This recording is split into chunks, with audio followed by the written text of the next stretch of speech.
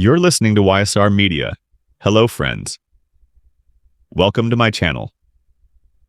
Before starting the video, please go ahead and hit the subscribe button and give this video a like up. Can anyone explain to me why we're bending over backwards to keep Luna on the canvas? I love her portrayer, Lisa Yamada, and have since the moment we first met the bright-eyed Forrester intern. But at some point, the show opted to make her a serial killer. So now we have a very bizarre story unfolding in which Bill bonds with Luna because of her supposedly traumatic past. The big problem with that, it's a bunch of BS. Luna's present portrayal may lead a new audience to believe she was a victim of childhood sexual abuse, or that her mother Poppy confined her in a closet 12 hours a day.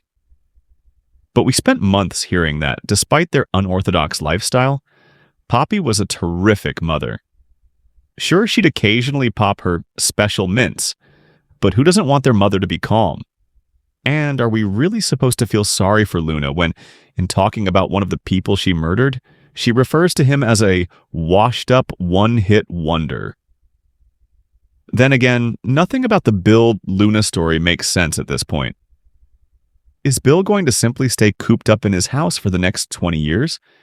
Is no one ever going to swing by the jail and notice that Luna's not there? If Liam is truly concerned about his father, why hasn't he reached out to Wyatt, even on a one-way conversation, to discuss the situation?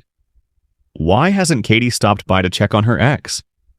The story's main issue is that Bill, who was formerly a powerful and vocal guy, has become a sissy who sympathizes with the woman who killed 2 people and held Steffy captive. The writers may have forgotten that Bill and Steffy were once a mega-hot pairing, but we haven't. So having Bill become the protector of the woman who drugged and plotted to kill her is unforgivable. Riddle me this. If Lee has suspected for years that Jack was Luna's dad, why is she only just now getting around to doing a paternity test?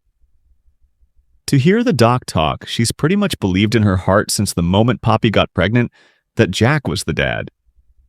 I understand that Lee sticking Jack with a needle provided wonderful drama, but surely there were more unobtrusive ways to extract genetic material from him. Given that the scenes for next week essentially indicated Finn is the father, and we were told the same thing last year, I'm amazed they didn't take a slightly different approach. It would have been more interesting if the test had revealed Jack was the father, but he and Poppy continued to deny their involvement. Eventually she said, it wasn't Jack, it was his son. To explain the identical genetic markers. Of course, it makes absolutely zero sense that the hunky doc never thought to ask his aunt if this was a possibility. And he certainly could have run a paternity test on himself and Luna as easily as Lee did on Jack. Without the violent needle stabbing even. Nonsensical as this reveal promises to be, it does open up several interesting avenues. How will Steffy react to her hubby being the father of the woman who tried to kill her? Will finding out that Luna is his daughter send Finn scurrying to the jail, which would obviously reveal Bill's big secret? And how will Lee react to the good news?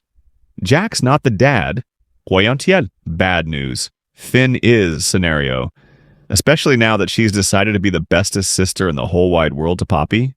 Also, it's worth noting that while the preview indicated that Steffy and Finn's anniversary is rapidly approaching, it's actually not until August. Details, details. We have the wedding pics to prove it. I still don't really get how throwing Daphne into the mix will help Steffy reclaim Forrester, but I'm so in love with the Nose's portrayer, Muriel Hilaire, that I don't actually care. Talk about presence! And the show seems to recognize that it has something special, as evidenced by the ridiculously huge deal they make of Daphne's every entrance. That said, if people can smell her coming a mile away, she might be wearing a tad too much perfume.